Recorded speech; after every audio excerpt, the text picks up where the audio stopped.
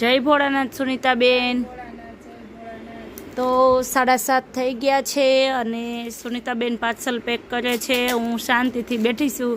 આજ તો એકલા સુનિતાબેનને પાર્સલ પેક કરવા દેવાના છે. તો શું સુનિતાબેન શું કહેશો તમે? બસ આજે તો જો કે સૂતી કોટન, મોર અને ફ્લાવર આપણી જે વસ્તુ છે આજે પાર્સલમાં એક દેખાય છે. આજે જો આ ફ્લાવર વાળી ગઈ, આ સૂતી કોટન વાળી ગઈ અને આ મોર વાળી ગઈ. આજે પાર્સલમાં નક્કી જ ગયું છે એમ કે આ સૂતી કોટન બહુ મસ્ત આવ્યું છે. જે પહેલાં આપણે હતું ને એનથી સોફ્ટ કપડું આવ્યું છે સૂતી કોટનનું. એટલે હું તો એમ કહું છું સૂતી કોટનનો પાછો સ્ટોક આવી ગયો છે. એટલે જ્યારે જોઈશી ફટાફટ બુક કરવા મૂકજો. કાલે સવારમાં નવી રીલ્સ આવી જાય.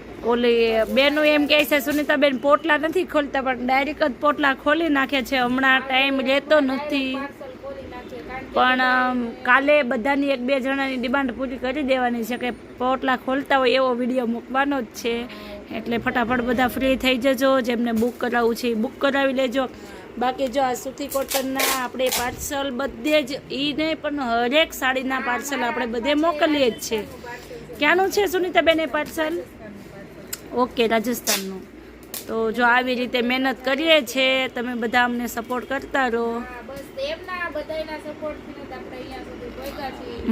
નકર આ વસ્તુ શું છે કઈ રીતે છે આપણને ક્યાં કઈ ખબર હતી નહીં. બાકી સુનિતાબેનની તબિયત પણ વીક છે છતાં મહેનત કરીએ જ છે આ બધું.